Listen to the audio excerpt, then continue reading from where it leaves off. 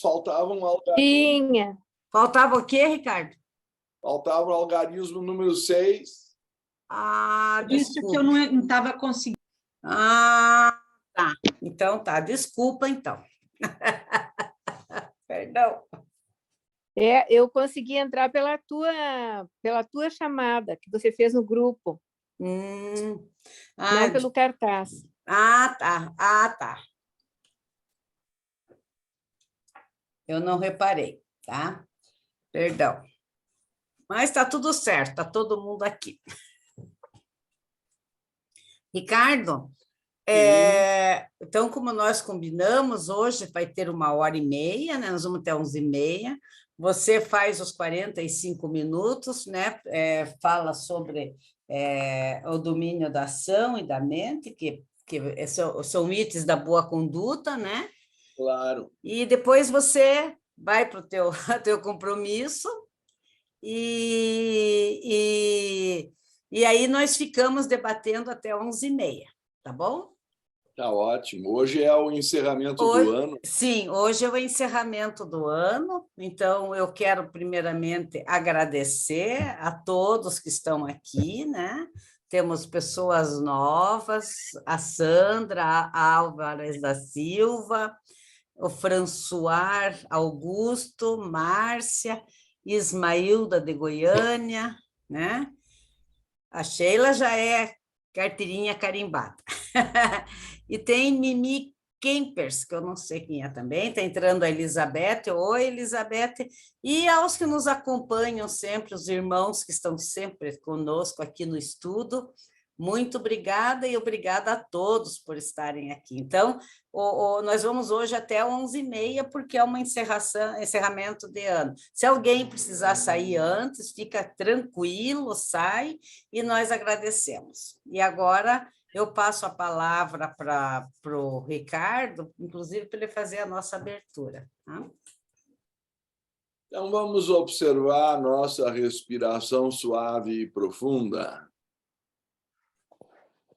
Uma vez que o mundo precisa de paz, eu acho que a meditação é importante.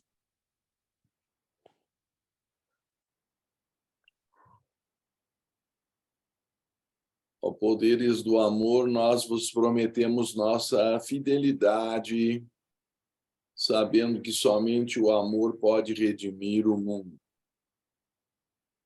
Nós invocamos vossa bênção sobre todos aqueles que se esforçam para servir. Nós invocamos vossa bênção sobre todos aqueles que têm de suportar sofrimento. Eles possam alegremente descobrir seu envolvimento em vosso amor, mesmo em meio à sua aflição. Nós invocamos vossa bênção sobre todos aqueles que intencionalmente infligem sofrimento. Que eles possam ser movidos a retornar para vós e servir. Vamos irradiar luz, paz e saúde em todas as direções.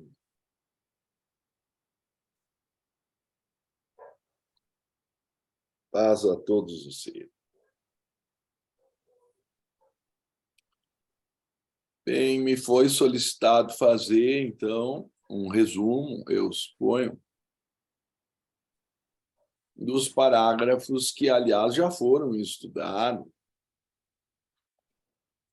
mas representam um ponto importante do treinamento do aspirante ou discípulo para aquilo que é chamado na tradição ou expansão de consciência, conhecida como primeira iniciação, que promete ao candidato uma experiência no plano búdico.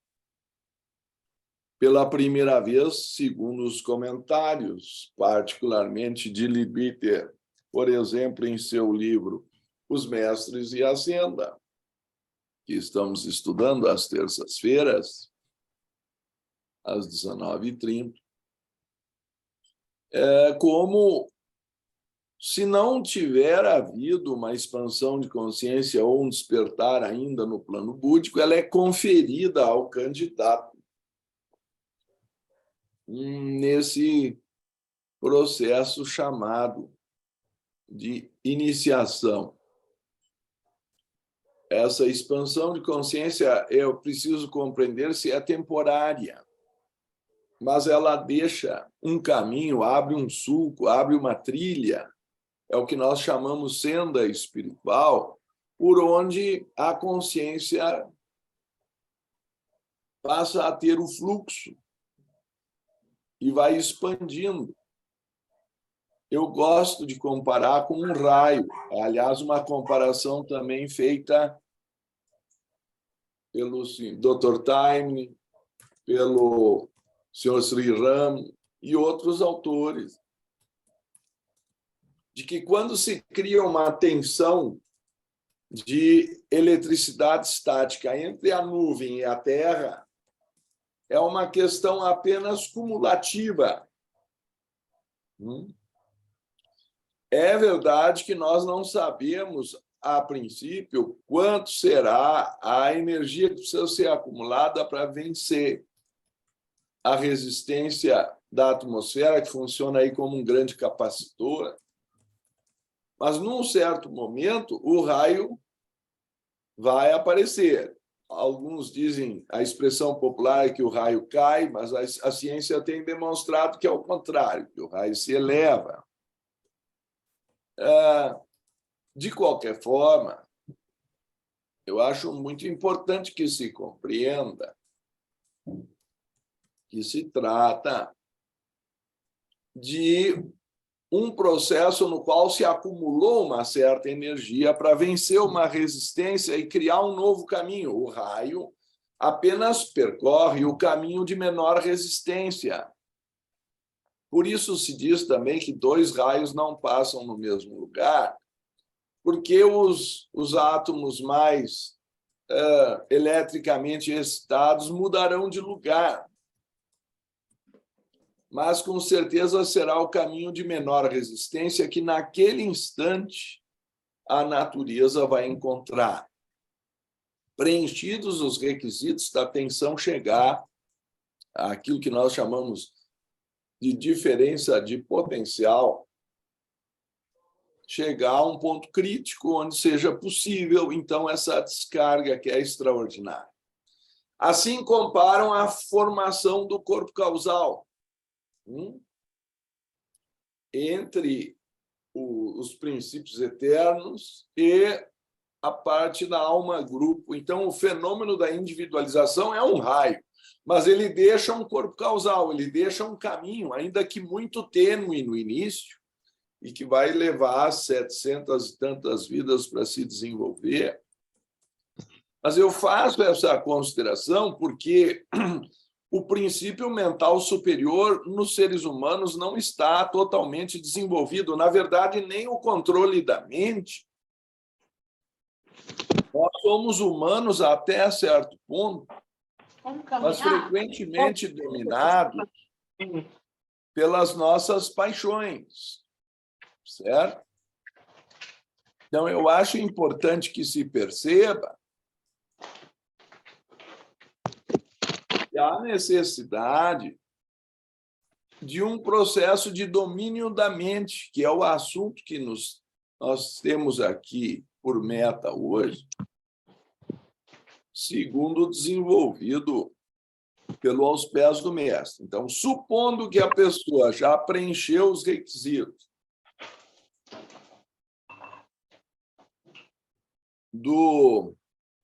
eu não sei se a Tirza pode me dar aí a autorização para botar uma imagem? Sim, com certeza. Eu vou colocar você como... Só um momentinho aqui que eu estou com você em tela cheia aqui, eu vou... Deixa eu voltar aqui, senão eu não consigo. Aqui, pronto. Agora eu vou aqui, coloco você de co-host. Deixa eu só fazer uma observação. Quem tiver com o microfone ligado, desligar, porque está dando interferência. Sim, Sim, eu acho que é a Tatiana que deixou o microfone ligado, porque o resto está tudo desligado. Eu ia falar isso agora. Obrigada, Cris. Obrigada, Tatiana. Que a gente esquece às vezes, Tati. Conseguiu, Ricardo? Vamos ver, compartilhar. Aqui está. Então, o que eu estava tentando mostrar a vocês é que a personalidade é o primeiro nível de desenvolvimento dos veículos, que é o físico, emocional e o mental concreto. Para desenvolver o mental abstrato, a natureza leva aí umas 700 reencarnações, fala-se em 777, para conseguir ter a primeira experiência consciente no plano búdico.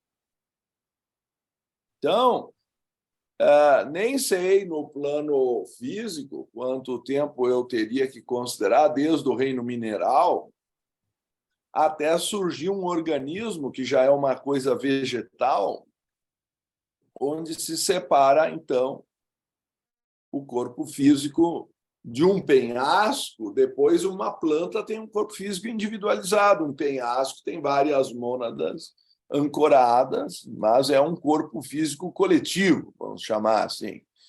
No caso do animal, já se individualizou o corpo astral, mas o corpo mental ainda é coletivo, se chama alma-grupo. Para que se individualize o corpo mental e dê essa chispa para despertar o causal, já toma um tempo absurdo. Eu não saberia pôr isso em números. Basta dizer que ainda para o mental acessar o búdico faltam 700 e tantas vidas. Então, o controle da mente, o domínio da mente, para nós é bem mais difícil do que o controle físico e emocional. Então, pela ordem, eu acho que faz muito sentido o autor, no caso, supõe-se o mestre, colocar no parágrafo 32 da qualificação chamada domínio da mente, que pressupõe já um certo grau, pelo menos, de ausência de desejo. Ele diz: a qualificação da ausência de desejos ou desapego mostra que o corpo astral deve ser controlado. Aqui se mostra a mesma coisa para o corpo mental. Então, é um estágio a mais, é uma dificuldade a mais. Se as paixões não forem dominadas antes, nós não vamos conseguir dominar a mente. Eu não sei se isso é óbvio ou se vale a pena ser enfatizado, mas me parece que, nesse caso, as pessoas querem ir direto para a meditação e acham que vão fazer grandes progressos e atingir o samadhi ou despertar a Kundalini num fim de semana. Mas o trabalho de várias vidas que está sendo feito é de aproximações sucessivas de um sulco que foi aberto assim por ocasião de uma tensão inicial, mas mal criou um filete, um caminho, um raio de luz, mas para isso virar um corpo, como se supõe seja o corpo causal, plenamente desenvolvido, é uma coisa de um trabalho hercúleo. O nosso corpo causal é mais antigo que os vales e as montanhas e ainda não está pronto o seu trabalho. Isso significa controle do temperamento. Eu suponho que isso ainda está relacionado ao efeito de Kamamanas, porque a mente, para começar a se desenvolver, ela foi associada ao estímulo das sensações pelo astral. Então, a mente inferior se desenvolve junto com o desejo. Para ter ausência de desejo e a mente continuar ativa, é preciso que, aos poucos, os dois se desliguem. Então, em Yama e Niyama, se tem atividades éticas para começar a controlar o corpo astral. Supõe-se que isso esteja relacionado à ausência de desejo, mas aí nós temos que, como diz o mestre, de modo a que não possa sentir ira ou impaciência. Pergunto a vocês, suponho que ira vocês não sintam, mas há risco de sentirem alguma impaciência de vez em quando. E como, né?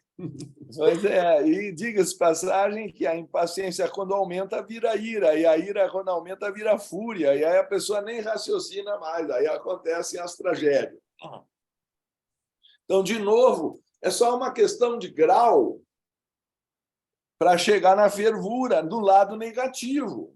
A menos que haja um desenvolvimento positivo no corpo causal de virtudes que aprendam a serenar a mente. Tá? Então, ele diz domínio da própria mente, de modo que o pensamento possa ser calmo e imperturbável. Eu recomendo aqui um teste para ver. Peguem o automóvel e deem uma volta no trânsito aqui de Brasília, que ainda dizem que é organizado. Ou, se quiserem, na minha terra natal, lá em Porto Alegre, com a gauchada, que aí vocês vão ver o que são as manobras que ocorrem no trânsito, e vocês vão ter já um teste à altura se vocês conquistaram esse pensamento sempre calmo e imperturbável. Tá? E, através da mente, domínio dos nervos. Agora ficou o lado somático da questão, a coisa complica mais, porque vai chegar no corpo físico, de modo que possam ser o menos irritáveis possível. Há um aviso, para a gente não ficar muito rabugento. Esse último é difícil, porque quando tentas preparar-te para a senda, não podes evitar que teu corpo se torne mais sensível, de modo que seus nervos sejam facilmente perturbados por um som ou um choque, e sintam agudamente qualquer pressão, mas deves fazer o melhor que puder. Então, o comentário do nosso presidente Tim Boyd, que é libriano, numa palestra que assisti um trecho outro dia, foi de que existem muitas pessoas na sociedade teosófica que se vestem de branco e acendem um incenso, etc. e tal, mas não são gentis. Tá? Um outro comentário da doutora Radha Bonnet é que alguns compartimentalizam a mente, então são muito gentis para com os animais e as plantas, mas não têm nenhuma paciência com os seres humanos. E outros se dedicam, talvez, com altruísmo aos seres humanos, mas são agressivos ou não têm atenção para com os animais e as plantas. Para muitas pessoas que eu conheço, se vocês forem argumentar que é importante ser vegetariano para não causar dano à natureza e aos animais, isso aí é uma coisa absolutamente irrelevante. Tá? E até poderá incomodar o posicionamento de vocês, porque questiona os hábitos estabelecidos, e como que vai fazer uma refeição sem vinho e sem carne, quando não é cerveja mesmo, e picanha. Aí vai para o último estágio. Tá? Mas, se é esse o estágio evolutivo em que a humanidade se encontra, ou talvez uma maioria, não sei, aí nós podemos discutir se é a maioria, se não é. Porque a tendência é nós irmos gradualmente nos tornando aves raras em terra. Se é que nós vamos realmente acelerar o nosso processo evolutivo para atingir a iniciação antes da maioria das pessoas, não que isso seja uma corrida, mas essa é a preparação. Tá? Uhum. Então, não sei se isso fica claro para vocês, mas esse salto qualitativo está se antecipando, não é, ao desenvolvimento médio da humanidade. Se me permitirem uma breve regressão ao parágrafo de número 7, diz assim: sobre o corpo é teu animal, o cavalo sobre o qual montas. Portanto, ele é um instrumento de serviço para nosso transporte no mundo físico. Portanto, deves tratá-lo bem e cuidar bem dele, e não deves sobrecarregá-lo de trabalho. Deves alimentá-lo corretamente só com alimentos e bebidas puros e mantê-lo sempre minuciosamente limpo, sem o menor resquício de impureza. Então, isso aqui já a maioria não faz. Alimentos, bebidas puros, tive que fazer uma nota para explicar. Não está na moda. Pois, sem um corpo perfeitamente limpo e saudável, não podes realizar a árdua tarefa de preparação, nem podes suportar o seu incessante esforço. Então, eu estou querendo dizer que a senda é um esforço incessante de aceleramento de um processo que, deixado à natureza, levaria um número de reencarnações muito maior. Por outro lado, nós temos que cuidar para não ficar rabugentos, porque o corpo vai ficar mais sensível. E o resto da humanidade talvez não entenda por que o sujeito está insistindo em bater nessa tecla, porque tem outros interesses. Tá? Então, a gente fica querendo defender pelo menos defender os animais e evitar o uso de fogos de artifício. Mas os seres humanos, na maioria, não estão nem aí. E se eu for me irritar ou ficar impaciente com isso, eu vou comprar uma briga com o mundo? Eu vou impossibilitar a minha meditação. Vocês entendem por que Patanjali diz que eu tenho que ser indiferente aos vícios dos outros? Porque se eu quiser acelerar o meu processo evolutivo, até para ajudar a humanidade, afinal, esse é o objetivo final, mas primeiro eu vou ter que serenar. E se eu me irritar, me decepcionar que o resto da humanidade não está acompanhando esse estágio de esforço, eu suponho que os irmãos compreendam que aí eu vou me incapacitar de fazer até a meditação, que é o instrumento básico do domínio da mente. Prossegue o mestre dizendo: a mente calma também significa a coragem, de modo que possas encarar sem medo as provas e dificuldades da senda. Alguns dizem, se tivesse silêncio aqui em casa, eu podia meditar, mas o outro está com uma serra lá de maquita, fazendo não sei o quê, enfiando uma perfuratriz para empurrar parafuso. Enfim, quando chega o fim de semana, aqui a gente pensa, bom, hoje é domingo, a gente vai meditar. E aí o vizinho de cima... aí se eu me irritar com isso,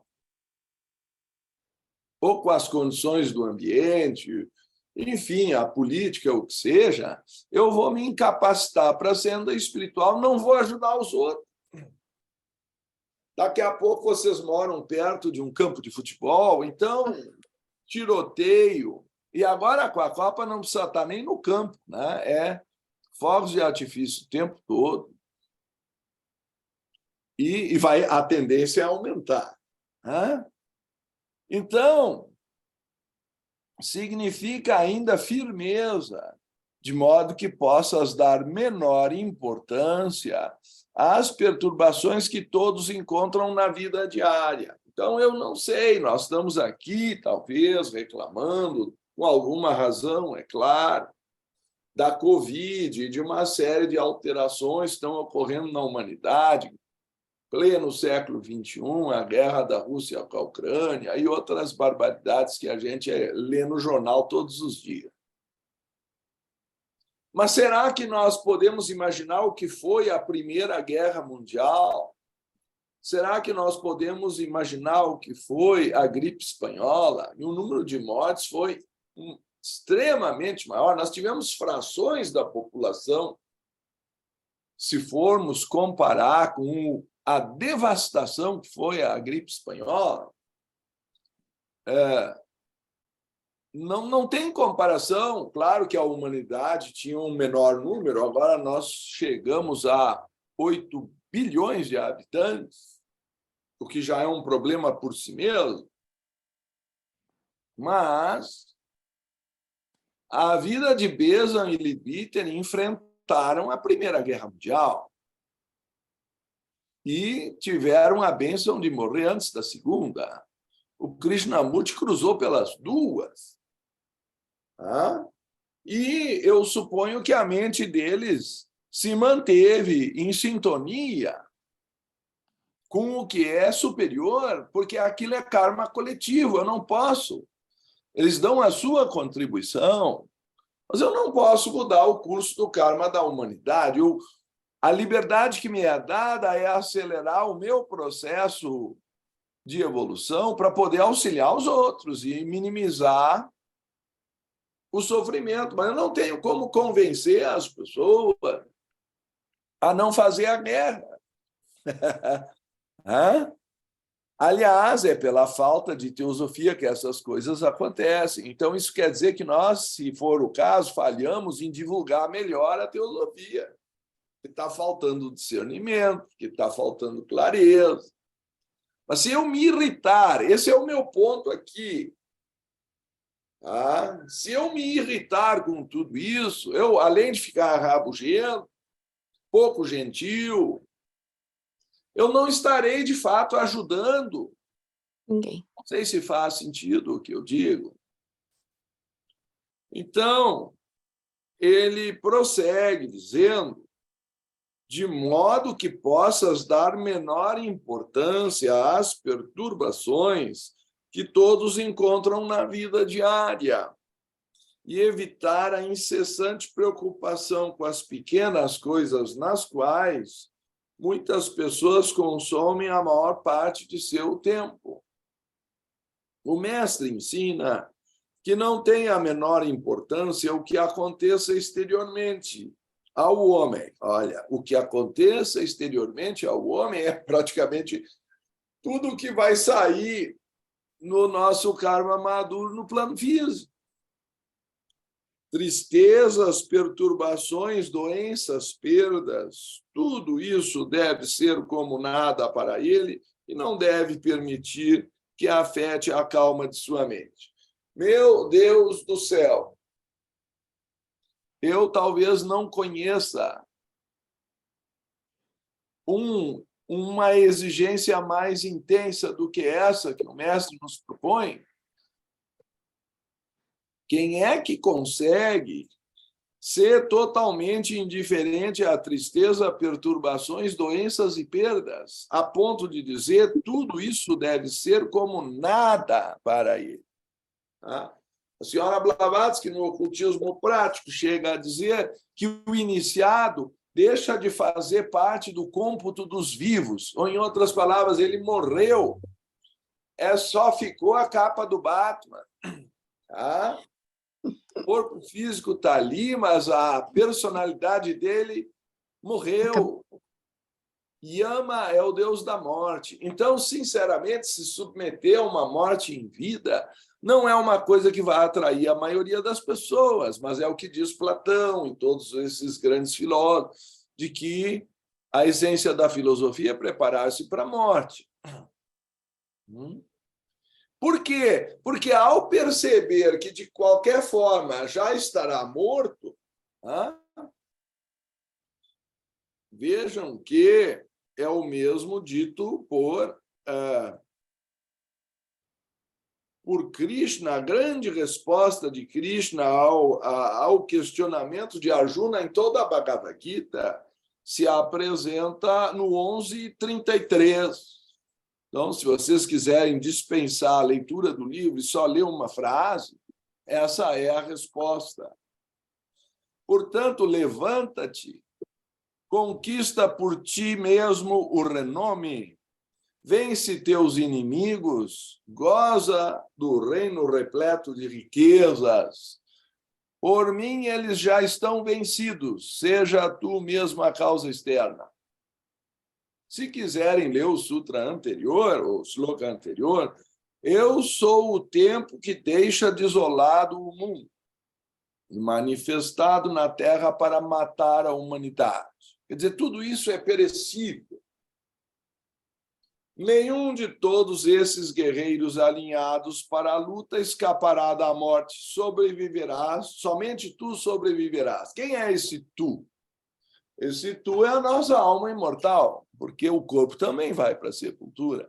Então, se eu tiver essa visão de ser um instrumento vivo de Krishna, de ser a causa externa, não é instrumento da sua vontade, é o que diz também, e me perdoem se me antecipo agora, aos pés do mestre, no parágrafo 63, aquele que está na senda não existe para si mesmo, mas para os outros.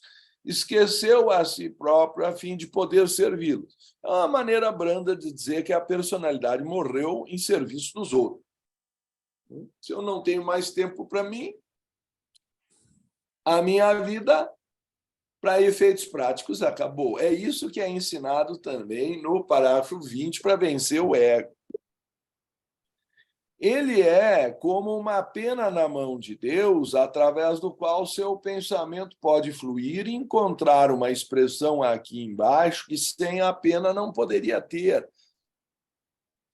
É, ao mesmo tempo, como uma vívida pluma de fogo, irradiando sobre o mundo o amor divino que enche o seu coração.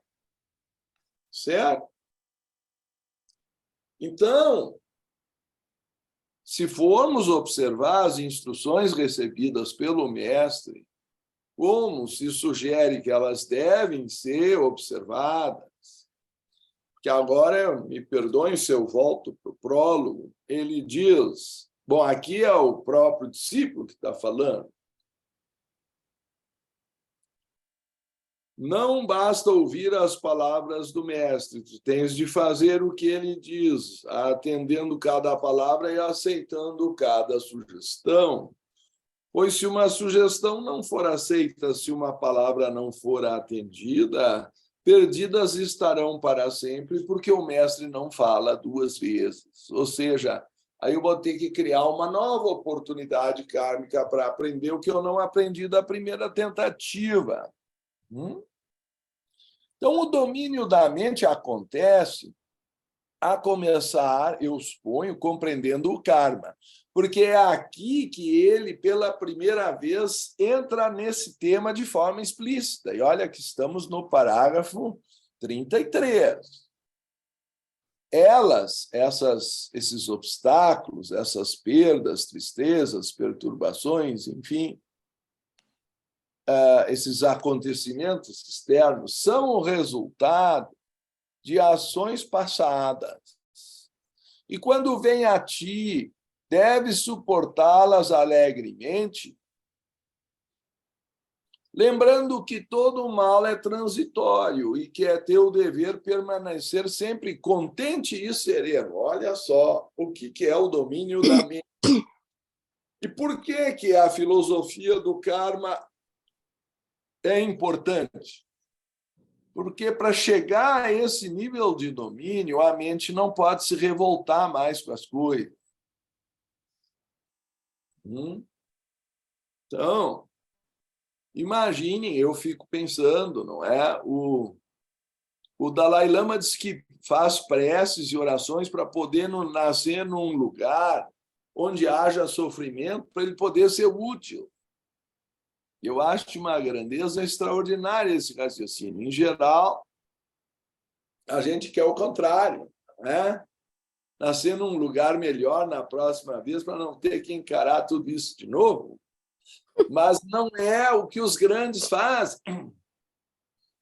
A Blavatsky tinha uma situação, na época, confortável na Rússia, ela fazia parte da corte, ela renunciou a isso, foi procurar confusão. Alguém diria, é doida, minha filha, o próprio pai deve ter dito, minha filha é doida, não tem jeito, está aqui no bem bom, é uma artista de talento incrível, podia estar tocando piano, encantando todo mundo, foi se meter lá na Índia para andar de carro de boi, pegar a malária, por uma humanidade que foi ingrata com ela do início até o fim. No fim, ela nem podia mais voltar a adiar, porque não queriam ela lá. É tudo uma vergonha tão grande se vocês lerem a vida da Blavatsky, que a gente fica muito revoltado. Uma ingratidão do início até o fim. Pertencem às tuas vidas anteriores e não a esta, não podes modificá-las. Pelo contrário, a pessoa que entra na senda está querendo acelerar o karma, como também está na parte do contentamento. Eu fico aqui com essa dificuldade de não querer me antecipar para ficar dentro do tema, mas eu estou tentando colocar o problema proporcionalmente. Portanto, é inútil preocupar-se com elas. Pensa antes no que estás fazendo agora, que causará os acontecimentos da tua próxima vida, pois esta tu podes modificar. Aí vem a parte mais prática e diz: nunca te permita sentir triste ou deprimido. A depressão é um erro porque contamina os outros e torna suas vidas mais difíceis, o que não tens o direito de fazer. Mas eu acho que vale para a irritação, vale para toda a nossa resposta às contrariedades do karma. Não é? Portanto, sempre que ela vier a ti, rechaça imediatamente. Tá certo? É possível, porque se nós deixarmos ela crescer, depois ela vira uma fogueira enorme. No início é só uma pequena chama. Eu digo, a bagana do cigarro a gente apaga com o pé, num movimento com o sapato em cima e acabou. Mas se deixar ela em cima do tapete ou do pelego, ou sei lá do que tem ali no chão, em poucos minutos uma simples bagana ou uma faísca pode gerar um incêndio que toma a casa inteira. Tá certo? Muitos assim morreram porque estavam fumando na cama e dormiram com cigarro na mão. É conhecido esse problema até em hotéis, onde as pessoas às vezes bebem, etc. e tal.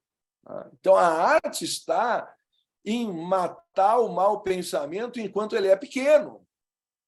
Não deixar ele se enraizar. E por isso a filosofia do karma é importante, porque de início eu já vejo, olha, eu não tenho como mudar isso, elimina esse pensamento. Então, existe aquela oração da serenidade, não é? Para poder aceitar o que não pode ser mudado, para ter coragem para mudar o que pode e, o mais importante, o tal do discernimento entre as duas. Se faltar discernimento, nós não entramos na senda espiritual. Tá? Deves ainda dominar teu pensamento de outro modo, não deves deixá-lo vaguear. Fixa o teu pensamento no que quer que estejas fazendo, para que possa ser feito com perfeição. As pessoas vão fazendo de qualquer jeito, quebram a louça, lascam tudo. Elas cumprem a tarefa, mas vocês sabem o que eu quero dizer. Isso não é meditação. Não deixes tua mente ociosa, mas mantém sempre bons pensamentos no seu plano de fundo, prontos a avançar no momento em que ela estiver livre. Então, conquistar esse plano de fundo saudável, sereno, imperturbável, é o primeiro objetivo do domínio da mente. Claro que eu poderia ir mais longe, mas vou apenas lembrar, usa diariamente o poder do teu pensamento em bons propósitos, ser uma força na direção da evolução. Pensa a cada dia em alguém que saibas estar triste e sofrendo ou necessitando de auxílio, e verte sobre ele pensamentos de amor. Eu recomendo, pelo menos eu faço, uma lista de pessoas na minha meditação diária, né? Pela saúde ou para auxiliar os falecidos a subirem ao céu. Enfim, tem uma lista que já está meio grande lá, mas eu acho que é uma forma de seguir o que o mestre disse, educando a mente, dentro do possível, em tal favor. Se o teu pensamento for... Bom, aí ele diz que tem que preservar a mente do orgulho que provém somente da ignorância. Eu nem vou entrar nisso porque é mais sutil. Se eu não compreendi o resto, muito menos o orgulho será compreendido. Mas se o teu pensamento for o que deve ser, terás pouca dificuldade com a tua ação. Então, como a ação é uma consequência do pensamento, o domínio da ação fica fácil, desde que se lembre que, para ser útil à humanidade, o pensamento deve resultar em ação. Então, de novo, ele está insistindo com a questão de ser um instrumento pela causa do mestre. Não deve haver preguiça, mas constante atividade em boas obras. Na verdade, a preguiça está enraizada naquela falta de motivação e é uma depressão em menor grau. Assim como a irritação é uma ira em menor grau, assim eu diria que a preguiça é uma depressão em menor grau. É uma falta de motivação pela causa do mestre. Não sei se a reflexão faz sentido para você. A ideia que nós lembramos aqui é que o homem fica envolvido no orgulho e pensa só em si. Isso está também no parágrafo 9, 10, principalmente no 10. O homem que não sabe pensa ser grande, imagina ter feito esta ou aquela grande coisa. Mas o homem sábio sabe que só Deus é grande, que toda boa obra é feita somente por Deus. Para que eu não fique buscando os créditos para mim, quando a obra, na verdade, nós somos uma gotinha d'água no oceano da vida, uma formiguinha. Então, toda e qualquer pretensão de que eu vou resolver o problema da humanidade, eu não consigo, às vezes, resolver nem o meu problema, né? Então, está havendo uma falta de percepção. O que eu de melhor posso fazer é trabalhar pela causa do mestre. Tu, porém, tens, porém, de cumprir o teu próprio dever, não o de outro. Eu não tenho que me meter com a confusão do Dharma dos outros. Isso está muito claro também na Bhagavad Gita. Eu tenho que cumprir a minha parte. E eu acho muito importante, quando é dito, não deves assumir novos deveres mundanos, mas aqueles que já assumiste deves cumprir perfeitamente. Os deveres evidentes e razoáveis que tu próprio reconheces. Quer dizer, existe aí o exercício do discernimento novamente. Isto é, não os deveres imaginários que outros tentam impor-te. Se queres pertencer ao mestre, deves executar o teu trabalho comum, ordinário, melhor do que os outros, não pior, que deves fazer também isso por amor a ele. Então, essa é a mensagem do mestre. Eu não estou dizendo que seja fácil, acho que argumentei em favor da ideia de que é um aceleramento do crescimento natural. Nós temos que nos preparar para enfrentar dificuldades, porque a humanidade não está no nosso ritmo. E aquilo que talvez nos deixe muito incomodados, talvez os outros ainda estejam aplaudindo. Tá? E nós temos que compreender que isso faz parte do processo do karma coletivo e do estágio em que a humanidade se encontra. Agora, nós temos o dever de fazer a nossa parte, alertar, talvez sejamos faróis para minimizar aquelas pessoas que vêm atrás, vão cair nas arapucas, vão cair por falta de luz, em todo o tipo de bueiros. Tem gente que sai com...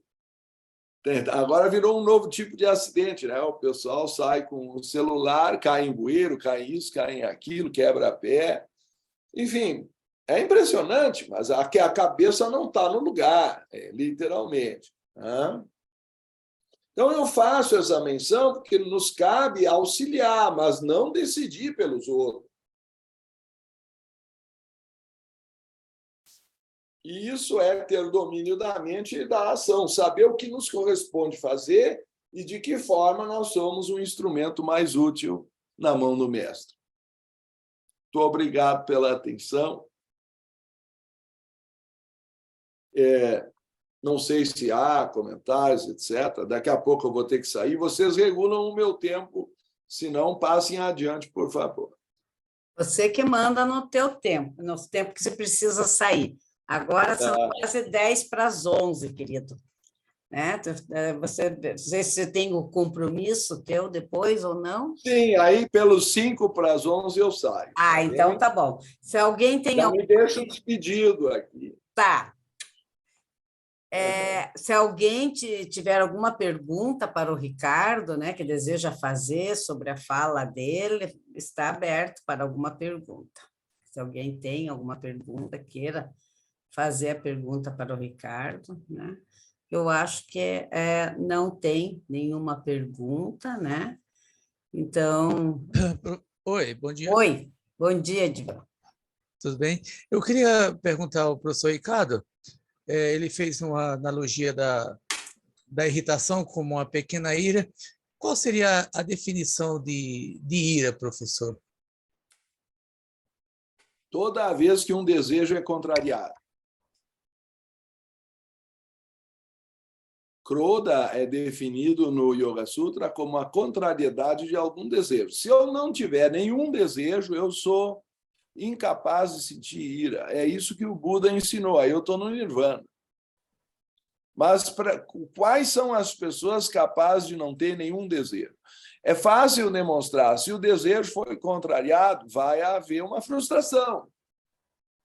Essa frustração ou cai para baixo, como se diz no poço da depressão, ela sobe. E aí esquenta a cabeça. Aí nós chamamos ela de ira. Aí a pessoa pode se tornar violenta. Uma pessoa que está bem consigo mesma não sente nenhuma dessas duas coisas. Mas por quê? Porque ela não tem um desejo contrariado. Há duas chances. Uma, ser rico para comprar a satisfação dos seus desejos, e nem todos são compráveis, e aí começa o problema filosófico. Ou aprender a não gerar desejo. Aí eu sou feliz com pouco. É o que fazem as crianças. Tu dá lá uma bola e já é a felicidade. Tá? Hoje, eu me lembro quando eu ganhei a primeira bola de futebol de couro, número 5. Eu tinha 10 ou 9 anos de idade. Foi no meu aniversário. Acho que eu tinha 9. E aí tiraram a foto, parece que eu estou segurando o mundo. Sou o CB Durão lá, o dono da bola, sei lá. Me senti o máximo. Hoje, meu querido, eu posso comprar bolas para encher todo o meu apartamento e não vai produzir o efeito que uma bola produziu quando eu tinha 9 anos de idade. Por quê? Porque todos os meus desejos estavam focados naquela bola. Mas também vi uma amiga que às vezes assiste nossos programas com seu filho pequeno que tinha ganho também sua primeira bola. Isso faz anos. Eu estava dando palestras em outro lugar e fiquei hospedado na casa da família. E eu me identifiquei com o garoto, dormia abraçado na bola. Até que ele foi na casa da vovó, voltou no dia seguinte e se deu conta que estava sem a bola, porque ele dormiu no colo da vovó, ninguém deu bola para aquilo, aquela bola ficou lá. No dia seguinte foi uma crise. Tiveram que ir lá buscar a bola, porque o guri é como se tivesse cortado o braço dele, ou sei lá o quê. Porque naquele momento, todo o ser dele estava naquela bola. Isso é um desejo. Se esse desejo for contrariado, a pessoa fica irritada, ou agressiva, ou violenta, ou furiosa. Depende do grau de desejo. Mas se não é, eu tento provar que não é a bola em si a causa da felicidade, porque hoje eu posso comprar as bolas, mas a felicidade não acontece mais por causa da bola. Então, se a causa da felicidade fosse a bola, então, comprando mais bolas, eu tinha que ser mais feliz. Não, a causa da felicidade é porque o desejo foi satisfeito. E a grande jogada do Buda é dizer, se eu não tiver desejo, eu estarei sempre satisfeito. Ricardo, eu queria fazer uma pergunta, pode ser? Sim, pode fazer. Posso fazer pergunta? Meu nome é Josué de Vitória. Olha só, Pois não. posso fazer? Sim, sim, com certeza. Olha só, o Ricardo acabou de falar sobre o nosso ritmo e o ritmo da humanidade. Eu às vezes não, sempre leio as coisas, converso com as pessoas, é como se nós estivéssemos falando uma linguagem totalmente diferente. Quando você se refere a esse ritmo da humanidade e ao nosso ritmo, você se refere, por exemplo, a nossos pequenos passos na espiritualidade, o que nos faz ver, ouvir e sentir, mas não ter uma correspondência do nosso próximo, é isso, mais ou menos? Olha, é que o próximo não pode ser forçado à senda espiritual. Se eu botar alguém a forçar ele a não beber cerveja e não comer picanha, se eu forçar ele a meditar todos os dias em castidade absoluta e viver como um monge, quantos votos tu acha que eu vou fazer? Eu vou ser o demônio. Eu não posso forçar as pessoas a fazer o que elas não querem. Será muito difícil mostrar que a humanidade não está nesse estágio.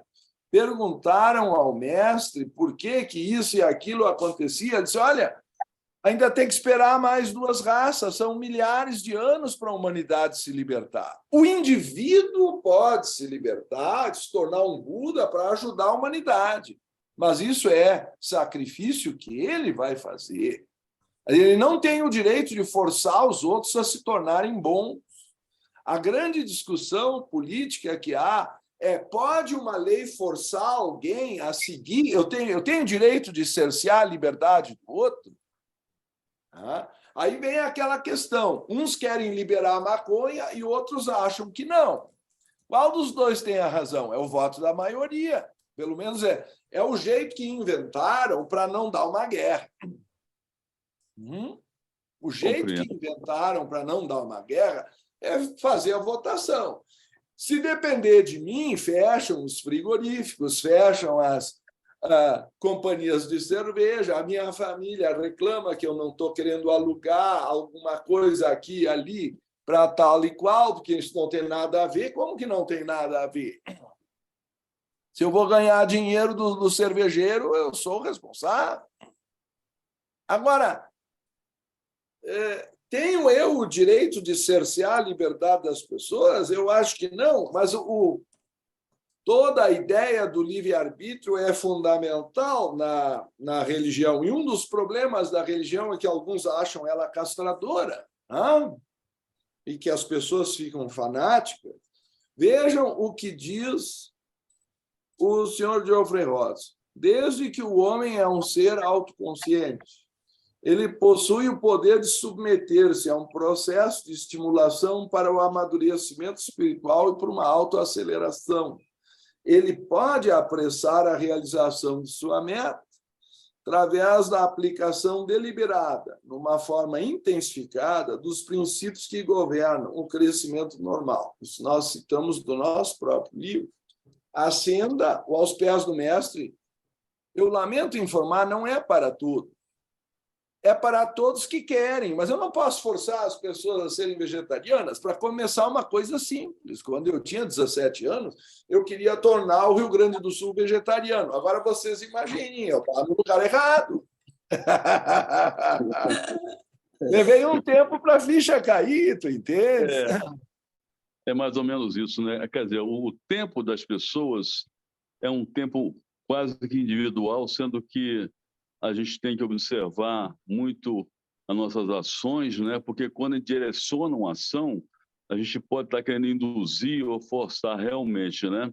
E o tempo daquela pessoa não corresponde ao nosso tempo, certamente, e ela, no tempo dela, então, ela poderá, né, descobrir-se, né, dentro de um processo de espiritualidade, né? Eu penso que sim, não é? Sim, olha, vejam, sei lá, a grande discussão entre a liberdade e a igualdade, que é o grande problema político, é até que ponto eu tenho direito de forçar os outros a serem caridosos e dar dinheiro para os mais pobres. Eu posso dar 5%, eu posso dar 10%, eu posso tirar a propriedade privada, eu posso caçar a liberdade. Então, chega num nível que virou um fanatismo, uma religião tão fanática quanto tornar todo mundo vegetariano, tornar todo mundo monge, não poder mais ter relação sexual, não poder... Aí, tu entende? Eu posso obrigar as pessoas... Até que ponto eu posso levar esse ideal e forçar o outro a perder sua liberdade? Essa é a reflexão que eu deixo. Pode o ideal ser nobre, mas será que o resto está querendo acompanhar? É verdade. Meus irmãos, eu vou pedir desculpas, mas eu vou ter que sair a francesa, que agora o meu horário chegou. Tá bom, Ricardo. Obrigada, Obrigado meu pelas querido. suas Obrigada. respostas. Tá muito agradecido. Uma boa semana, tá? Um grande Fica na paz. abraço. Outro. Tchau, tchau. Pegando... Obrigado. De nada, nós continuamos, viu, Josué? Nós continuamos até 11h30. Pegando o gancho do Ricardo, né, de nós não podermos, né, obrigar as pessoas, nós temos que lembrar também, eu penso assim, que nós temos que lembrar que o ponto em que cada um está, né, na sua caminhada, depende do que já foi feito em vidas passadas, né? Cada um de nós somos o resultado das nossas vidas anteriores. Então, eu não posso nem querer me forçar a ser como alguém que já está na minha frente. Essa pessoa pode servir, sim, de exemplo para mim, né? Como também eu não posso me irritar e forçar o que vem atrás, né? A gente pode usar o exemplo e procurar fazer o que o outro faz, se ele é bom, né? Um Dalai Lama, vamos dizer assim, né? E temos que ter paciência com aquele que vem, porque se a gente obrigar as outras pessoas a serem vegetarianas, serem isso, serem aquilo, a gente está atropelando o processo de aprendizado delas. E veja, isso fica muito difícil quando você fala em filhos, né? Então, quando nós falamos em filhos, e nós temos que usar isso, mas fica muito difícil também. Pode falar. Neste caso que você está falando, eu me lembrei agora de um detalhe, né, sobre um dom que até me falta muito esse dom, e também falta em muitas pessoas, que é o da paciência e do silêncio. Talvez a gente tenha que ter mais silêncio e mais paciência para que o outro possa compreender por si mesmo, através desse próprio silêncio, que quando nós falamos muito, né, por exemplo, não estou falando que ninguém está falando muito, mas quando nós insistimos, né, parece que nós estamos colocando uma verdade nossa. Agora, quando nós fazemos o silêncio, o observador lá, ele teria mais chance de começar a pensar por si mesmo e descobrir também as suas próprias respostas. Eu penso que talvez seja uma metodologia para se usar, né, dentro desse contexto, digamos assim, da humanidade e a diferença que há entre um conjunto enorme e o próprio conjunto, digamos assim, dos esotéricos, em especial, né, os teosofistas, né?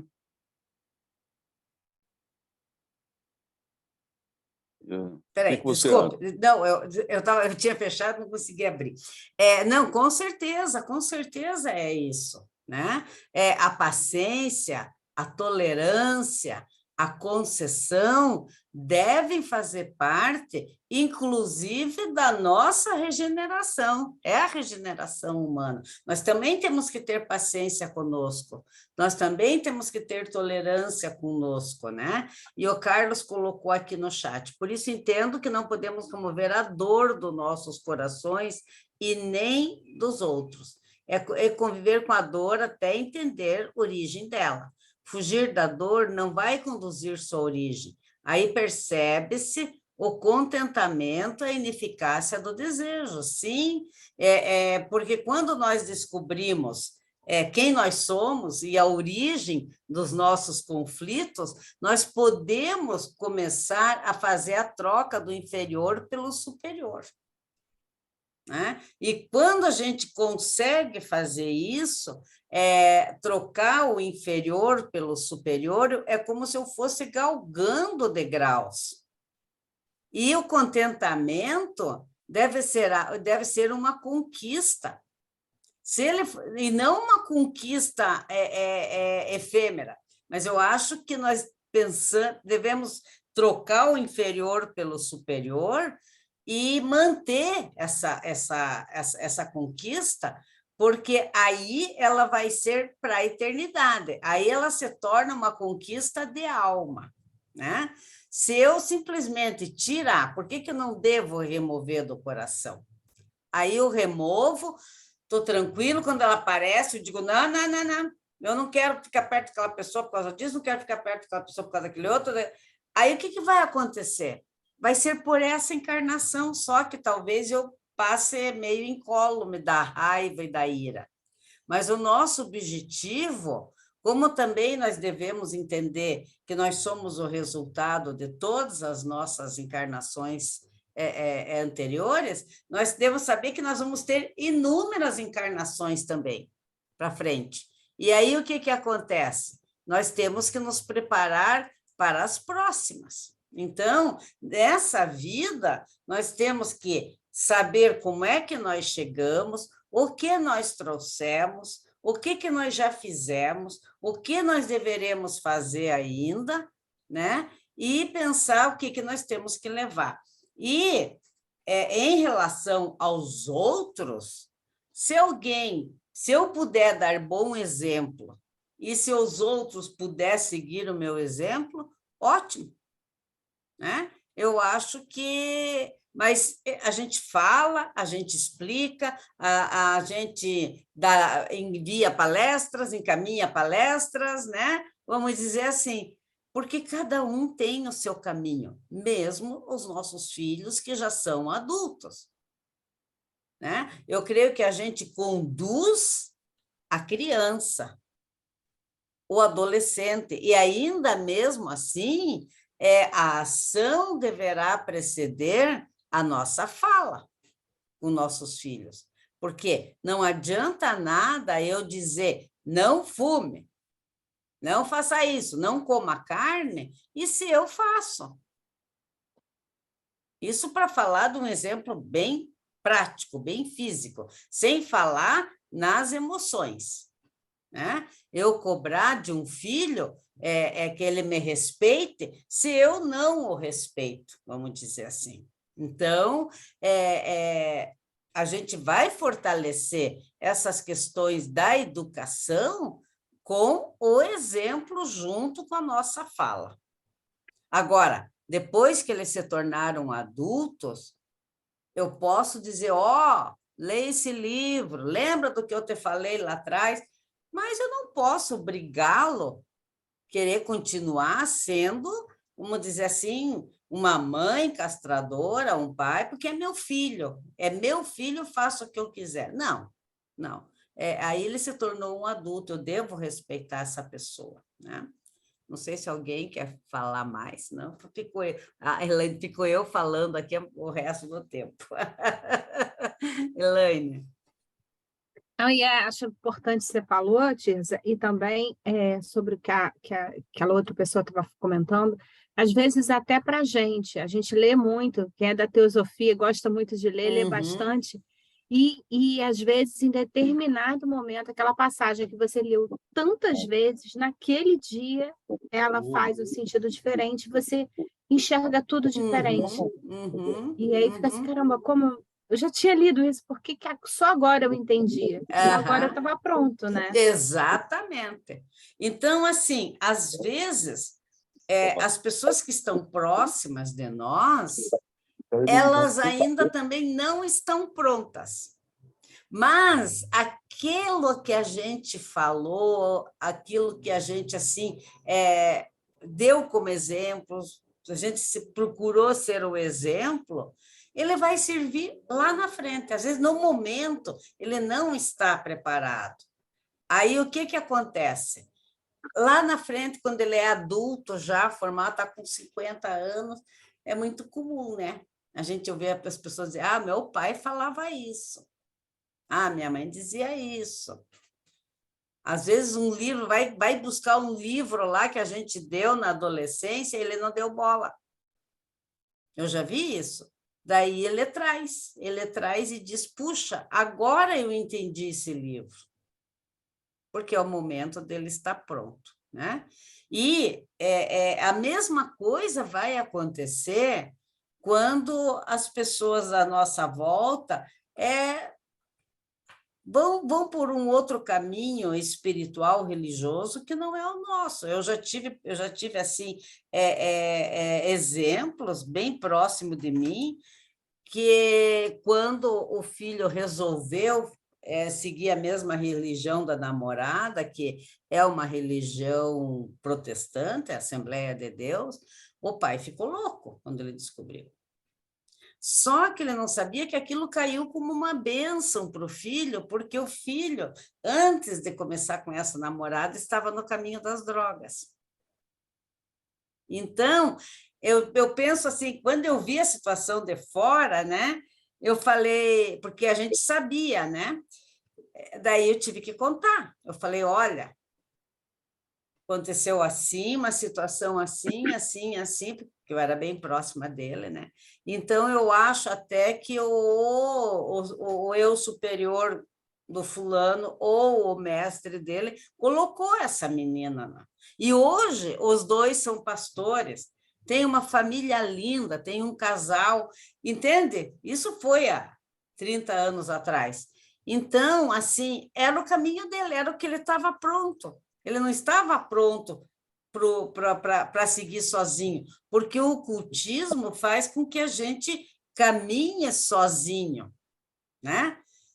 Então, mas às vezes tem pessoas que às vezes têm que ter um Deus castrador para ter medo. É o processo que ela está passando e é o momento dela. Eu creio que essa, digamos assim, é uma analogia à salvação. Essa salvação é muito pessoal. Eu fico, às vezes, olhando as religiões, né, evangélicas, etc., e a gente fala assim, que pessoal é muito sectário, é muito isso, aquilo, mas você imagina se não fossem essas religiões, eu creio que seria muito pior a situação do planeta, porque você citou um exemplo agora há pouco, né? Tá bom, nós podemos dizer assim, não, mas isso aí não tem nada a ver com digamos assim, com esoterismo, com a teosofia ou outras. Não, mas acontece que o caminho dele, que ele descobriu, foi aquele.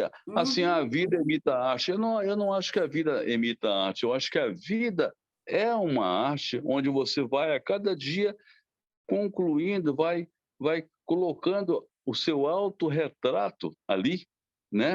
E um belo dia você vai ver se esse autorretrato ficou bom, se ficou deformado. Isso. Ele pode ser uma deformação ou pode ser assim uma obra-prima. Quer dizer, eu penso que vai depender muito exatamente do autor, do seu próprio autor, que é você mesmo. Então, eu não gosto de discriminar nenhuma religião, Exato. porque elas são úteis, extremamente, até porque há um Deus único também, né? Mas sim. dentro desse contexto do baixo clero, por exemplo, onde esse pessoal que chama de gado aí, não sei o quê, eu não gosto, não, porque muitas pessoas não estão nas drogas, mas estão dentro da igreja. Isso, exato, foi o que aconteceu nesse exemplo. Aí ele entendeu. Quando eu mostrei para ele, ele compreendeu e acabou o conflito. Está entendendo? Porque ele começou a respeitar aquela escolha do filho, na verdade, né? Que a religiosidade até veio depois, vamos dizer assim, mas primeiro veio o namoro, né? Fazer o que a namorada faz, mas era uma vitrine, vamos dizer, até o namoro, porque ele se tornou até pastor antes que ela, né? E assim, então é a caminhada. Por isso que eu digo, a gente tem que respeitar todas as religiões, porque cada um é autor e ator da sua peça. Isso o Yogananda sempre falou, né? Que nós temos um palco, a nossa vida é um palco, aonde nós somos o autor, o diretor e vamos ser o ator também, né? O Carlos ele colocou mais ou menos o que você falou. Cair e levantar sozinho é um processo que vai levar à individualidade da alma, diferente das plantas e animais que passam por experiências coletivas, né? Então, é exatamente isso. E os reinos animal, vegetal, eles são conduzidos, né, pelos devas que apoiam aquela alma grupal. Nós aí, essa que é o sozinho, o solitário, né? Porque a gente não tem mais essa condução, nós assumimos a nossa jornada, né? Quando na individualização. Então, eu penso assim que esses dois vamos dizer assim, itens, né? Que é o domínio da mente e domínio da ação, é a nossa jornada. Nós temos que fazer essa autoavaliação, temos que observar e orar, é para nós, né? Porque se nós não nos conscientizarmos que nós temos que começar a nossa caminhada por aí, então nós não estamos nem perto, né, da senda. Alguém quer falar alguma coisa, gente, sobre o nosso tema, que é os passos na senda e domínio da ação e da mente? Melissa, você tem alguma coisa para colocar, querida? Não sei, que ouvindo. Achei interessante a fala do Ricardo, essa questão da vida ter graus, né? Ela é constituída de graus, né? Acredito que o ponto de mutação, eu reflito muito sobre isso. Acho que é a questão de tudo, né? Se o pêndulo vai muito para um lado, sim, muito para uma polaridade, se nós polarizarmos muito o tempo todo, né? O que é polarizar? É ficar muito para um lado ou muito para o outro, e não buscar o centro, eu acho que ali é a dificuldade, né? Exatamente. E você falou também em se desculpar, né? Em se perdoar, né? Acho que isso é importante porque nós somos seres muito desejantes, somos filhos da necessidade, como diz a Madame Blavatsky, e essa necessidade ela precisa ser esgotada em algum momento. E fazer jejum e falar para quem passa fome que está resolvido o problema dele, que através do jejum ele não precisa, é inútil, porque a gente só se desapega daquilo que teve muito, né? Então tem que comer muito, tem que beber muito, sei lá, o que muito, né? Cada um tem que fazer e deixar que isso se esgote. E eu acho que está aí a reflexão, o que em você precisa ser esgotado, não no sentido de satisfazer o tempo todo, mas buscar o núcleo dessa insatisfação e que eu preciso estar me preenchendo com determinados vícios. Não precisa ser só vício físico, pode ser obsessão de pensamentos, enfim, tem tantas coisas aí, né? O vício ele vai sutilizando, à medida que a gente pensa que é espiritualizado, ele vai se sutilizando. Nós somos Exatamente. enganados o tempo inteiro com a Sim, com sutileza certeza. dos vícios, né? E nós temos que estar atentos justamente para essa sutileza, né? Dos vícios, assim, ou dos nossos desejos, né? Porque eles são nossos instrutores.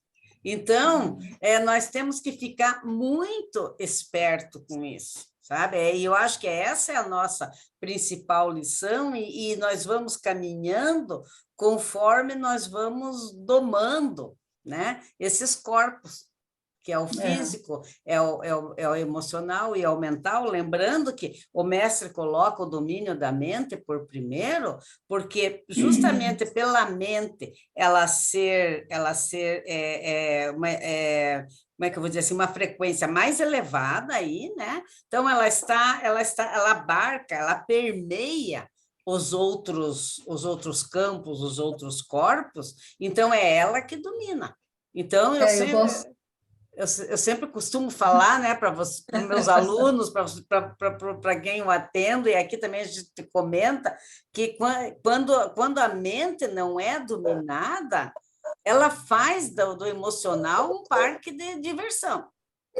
Eu gosto muito da frase do Jung, que ele diz assim, as pessoas enlouquecem. Tem pessoas que enlouquecem tentando ser normais, né? E pessoas normais que enlouquecem. Não me lembro o resto da frase. Não, mas é bem isso. Não, mas Elas enlouquecem tentando não ser loucas ou serem normais, alguma coisa assim. Então a gente tem que entender, né? Onde é que está a sua loucura? E o que é normalidade? Começa por aí, né? Então, o que é normal? Tá? Eu vou dizer assim, nós fazemos parte dos esquisitos, né? Pode ter certeza disso, o esquizotérico e por aí afora, né?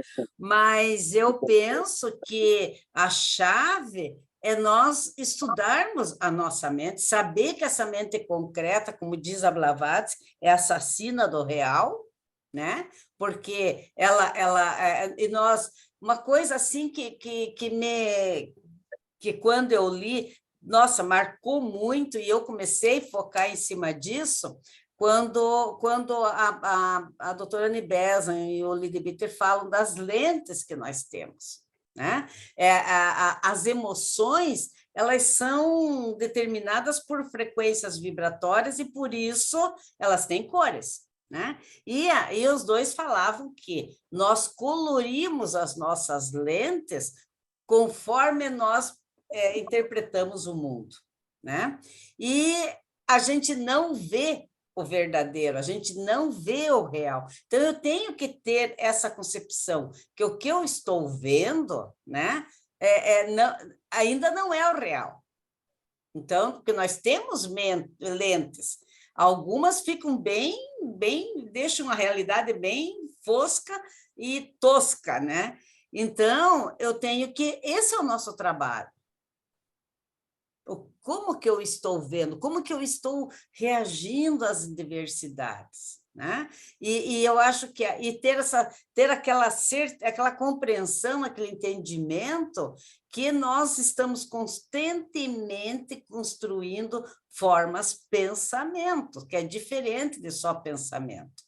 Né? Eu sinto, eu penso, sinto, tanto é que às vezes não é pensado em que sejam dois corpos, né? Mas um só, porque é muito próximo um do outro, e até onde eu estou me deixando levar pelas formas pensamento. Fala, Elaine. Nossa, foi perfeito tudo, como sempre. Vários pontos super importantes que eu ia falando, você foi lendo meu pensamento. Mas é muito interessante, porque bem isso mesmo. Eu tenho feito muito uma reflexão pessoal, porque eu estou lendo as cartas dos Mahatmas, mas assim, de uma forma muito pausada. Por quê? Porque assim, a verdade está em vários locais, né? E tem vários pontos das cartas dos Mahatmas que me remetem aos pés do mestre, porque assim, a gente, quando busca qualquer caminho, não importa o caminho, o que importa é que você busque um caminho que seja o mais sério, melhor para você, condizente com a sua vibração. Você modifica a energia do ambiente. Então, se a energia do ambiente tem uma determinada... Isso é física, né? É. O ambiente vai tentar influir em você para que você volte para a energia anterior, né? Então, você começa a sentir esse, entre aspas, bombardeio, e aí vem os pensamentos, as emoções, etc. e tal. E, ao mesmo tempo, a gente consegue influir nesse ambiente e ajudar a mexer nessa energia. Então, já começa um rebuliço. E, a partir daí, isso é o nosso desenvolvimento, né? É como se fosse esse treinamento para a gente evoluir no nosso desenvolvimento, para chegar no Xelad, etc. e tal. E, ao mesmo tempo, como é que a gente sabe se está certo? Aí eu lembro do Aos Pés do Mestre, você imaginar o que seu mestre, seja esse o Faria. mestre que você imagina, ele interno ou externo, o que ele faria?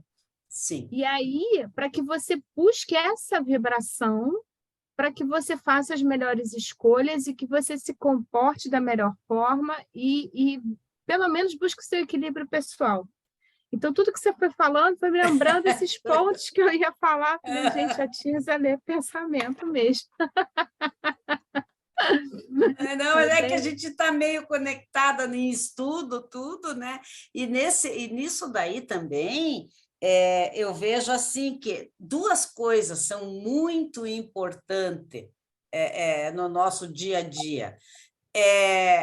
Aquela revisão do dia à noite, antes de dormir, porque aí a gente vai pegando esses pontos, né? E vai resolvendo. Pitágoras dizia, ele era muito claro, não deixe que o sono te acometa antes que você faça as pazes com seus inimigos. Então, no começo, lá atrás, eu confesso que eu ficava pensando quem são meus inimigos, mas como é que eu não vou dormir antes de falar com eles? Como é que eu vou fazer isso? Naquela época não tinha WhatsApp nem nada disso, né? Aí até que eu descubro que os nossos inimigos sou eu mesma, são meus desejos, são minhas vontades, a minha mente, né? A minha mente concreta. Então, essa revisão, ele pede, por quê? Porque aí a gente vai ver, puxa, caraca, olha o que eu fiz ali. Nossa, realmente eu sou assim. Fulano me falou que eu sou assim, mas eu sou assim mesmo. É nessa hora que a gente vai se auto-observando e nós não podemos pegar dois caminhos nesse momento. Nem a culpa, né? Minha culpa, minha máxima culpa, vou com látigo me chicoteando, e também não achar desculpa. Mas eu fiz isso porque o fulano me disse aquilo. Não, eu tenho que observar a ação. Eu tenho que ser, nesse momento, observador. Né? Obrigada, Ismael, da tua presença, tá? Muito obrigada. É observador, nós temos que ser observador ali. Né? E quando eu percebo isso, e aí por isso que eu falei, eu me perdoo, eu sei que eu estou em construção, eu estou andando e me proponho a mudar esse comportamento, no dia seguinte, na meditação, isso aí não vai me perturbar. Eu vou estar tranquilo, o meu cérebro entendeu que eu pus tudo nos devidos lugares e ele vai relaxar, vai entrar em stand-by. Então, essa observação à noite, ela nos auxilia na meditação. Na meditação, eu vou ter essa luz, né, do meu eu superior, eu vou ter essas luzes de Atma, vou ter a intuição ativa ali, que de uma forma ou de outra, a gente vai intuir como fazer aquilo. Porque eu vou estar sereno, eu não vou estar com as minhas emoções, entende? Porque se eu durmo com o problema, eu acordo com ele, com certeza. Muito te diz, né? Eu sei que eu perdoei fulano porque eu não dormi nem acordei com aquela pessoa. Né? Então, eu sei que eu perdoei, ela não me incomoda mais. Mas, fazendo isso, eu digo para vocês, eu faço isso mais ou menos há uns 30 anos, e eu digo assim para vocês que lá na década de 90, Nossa, eu peguei coisas assim, eu dava aula para o segundo grau, naquela época era o curso normal, né? Magistério. Eu falei, meu Deus, eu lembro que eu peguei uma situação minha que falei, meu Deus, eu ensinei para elas como não fazer ao vivo e a cores, porque eu perdi as estribeiras no mal. Então, são essas coisas que a gente... Então, por isso que eu sei que faz 30 anos que eu faço isso, porque foi bem nessa revisão, tinha tomado o meu banho, eu estava na rede, porque eu morava no norte do Brasil, e fazendo a revisão ali, de repente eu cheguei nesse momento, no momento da aula. E eu, como observadora, eu falei, gente, que cena triste, sabe? Eu vi ali, eu me deixei levar pelo estresse, me deixei levar pela irritação, me deixei levar por tudo. Aí imediatamente veio na minha cabeça, não, que nada, a menina é chata, você estava cansada, era a última aula da semana. Falei, não, nada disso. Né? Então, eu digo assim, eu tive vários exemplos que eu peguei nesse momento. E aí a gente entra em ação. Né? Mais alguém quer fazer algum comentário? O nosso querido irmão de Vitória, é Vitória, né? Que está ali, Vitória. É Vitória, né? Eu acho interessante, nós temos uma certa capacidade, né, de transferir algumas coisas para o outro. Uhum. É como se você não conseguisse assumir alguma coisa. Não, isso aqui é culpa de fulano, fulano é o culpado. Eu acho isso uma colocação um tanto ruim, porque eu acho que a culpa não é quem é o culpado, né? Uhum. Por que o outro é o culpado?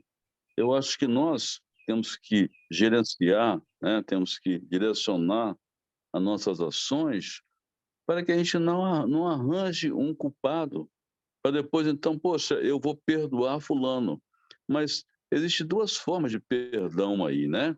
Eu posso perdoar o fulano, mas também eu tenho que pedir a esse fulano, mentalmente, pelas nossas energias, o seu perdão, né? Talvez não basta, eu perdoo o fulano, mas sim dirigir essa energia, fulano, me perdoe por omissão, ou por falha, ou coisa parecida. Mas, quer dizer, para chegar a esse ponto, a gente tem que observar bem as nossas atitudes, né, frente ao outro, porque este outro e eu somos a mesma coisa. É o que o Krishnamurti sempre coloca, né, entre o observador e o observado, né? Uhum. Quer dizer, então colocar essa forma de culpa em alguém é um ato muito perigoso, né? É uma ação e não uma ação simultaneamente que a gente deve evitar, não é? Uhum. Sim, com certeza. Pegando o gancho da Melissa, que ela falou lá do pêndulo, né? É nesse momento que a gente tem que tomar o cuidado com uma situação.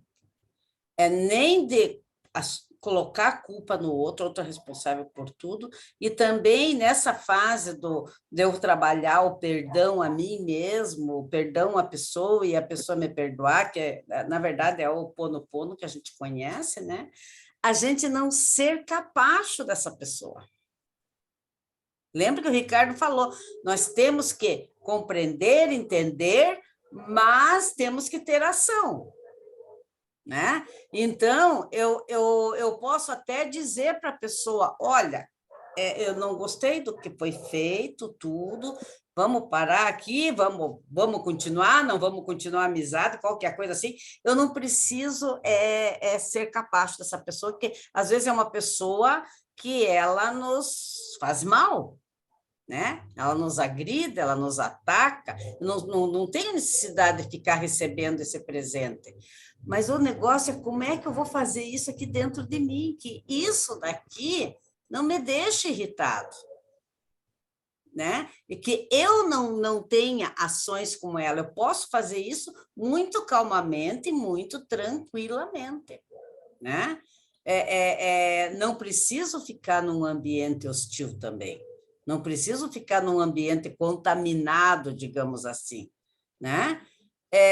Mas aí isso é uma ação, mas que essa ação não seja com raiva, não seja destrutiva e que eu não fique remoendo, eu tenho que trabalhar comigo, porque senão eu levo a pessoa junto comigo para onde eu for. Que se eu tiver que sair de um lugar, ou de algum relacionamento, de uma coisa, que eu faça isso com tranquilidade e com amor. Essa é a chave. Porque se eu fizer com amor, eu estou liberto. Agora, o que a pessoa vai continuar fazendo com outras pessoas, aí o problema é dela, né?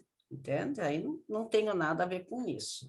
Eu penso dessa forma. Mas se eu tiver que continuar no ambiente, simplesmente eu tenho que trabalhar comigo e ir cortando, né? Às vezes não com atitudes, não com cara feia, mas como acho que foi o Carlos que falou, não sei quem que falou, você simplesmente não aceita aquele presente, né? Que a pessoa daí vai ficando, ela vai ficando sem ação, e ela percebe que não, ela não tem, o objetivo dela não é mais alcançado, né? Eu penso assim, pelo menos. Porque às vezes a gente também não consegue ficar no ambiente para fazer esse trabalho interior, tá? Carlos. Quer falar, Carlos? Não? Não, obrigado, não quero não. Tá. Bom, gente, nós estamos aqui com 11h33, então já estamos passando do nosso horário. Não sei se eu vou alguém... precisar sair, querida. Eu estou terminando. Pode sair. Amanhã sair, é a apresentação do meu TCC. Eu tô então, ó, tudo de bom para você, beijo. Boas energias, Obrigado, que você beijo. seja muito feliz na sua apresentação. Sim, obrigada. Não é nada. Então, muito gente, obrigado a todos que têm, por tudo, foi ótima a palestra. Ai, ótima. que bom. Fico muito grato e tenha um ótimo domingo, resto de domingo e uma ótima semana. Obrigada para você também. Então, nós voltamos em fevereiro, no começo de fevereiro, daí com reuniões para membros da Sociedade Teosófica, né? Porque aqui, como é uma loja, é um grupo online, um Get, né? Online, né? Então, os que são membros podem assistir o nosso trabalho, né? Então, muito obrigada a vocês. Eu vou fazer o encerramento, mas já me despeço aqui, né? Um bom final de ano, inclusive, para todos, né? Que esse ano nós consigamos terminar bem e poder aceitar o ano novo que vem em paz. Alguém quer falar alguma coisa? Então, tá bom. Então, eu vou fazer o nosso encerramento. Oi, fala, Cris. Tirza, tem que ser bem de perto, porque eu estou sendo uma louca. Tirza, eu quero agradecer imensamente tudo que você tem nos passado, toda essa sua disponibilidade, toda essa sua amorosidade, toda essa disciplina, de estar sempre trazendo para a gente o conhecimento. Eu sou eternamente grata e honrada por poder fazer parte desse movimento. Eu tenho eterna gratidão e honra, viu? Também sou eternamente grata à Sociedade Teosófica por divulgar a teosofia, né?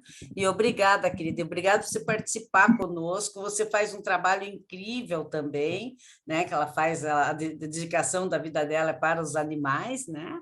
Então, eu também agradeço muito, Cris, muito. Agradeço todos, a Márcia, que também tem um conhecimento incrível e nos segue, todos os irmãos aqui, né? Elizabeth, obrigada pelas reflexões. Bom domingo, excelente final de ano, que 2023 seja pleno de saúde para todos nós também. Então, eu vou fazer o encerramento e fico eternamente grata a todos que nos acompanharam e os que estão chegando agora. Né? Então, vamos respirar profundamente. Vamos pensar no nosso eu superior, que nós temos uma tríade divina, Atman, Budi e Manas, que a luz de Budi envolva o nosso coração, que o solo sagrado do nosso coração seja a morada do nosso eu superior. nos intuindo, nos conduzindo e nos dando forças para a nossa jornada.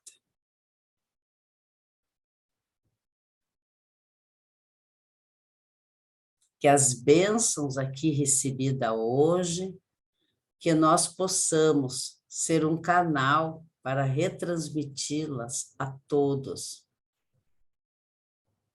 Que nós possamos ser um foco de luz para todos aqueles que estão à procura.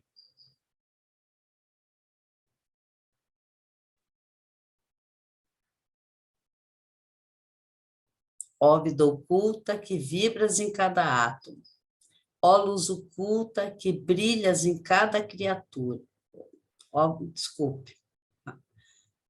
Ó vida oculta que vibras em cada átomo, ó luz oculta que brilhas em cada criatura.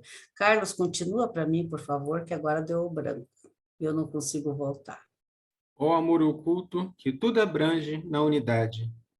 Saiba todo aquele que se sente uno contigo, que ele é, por isso mesmo, uno com todos os outros. Obrigada. Paz a todos os seres. Paz a todos os seres. Que todos os seres vivam em paz, estejam contentes. Gratidão eterna. E essa Feliz palestra... 2023. Tá, isso, feliz 2000. E essa palestra vocês podem passar o link, né? Para conhecidos, tá? Que ela é pública. Tá? Tchau.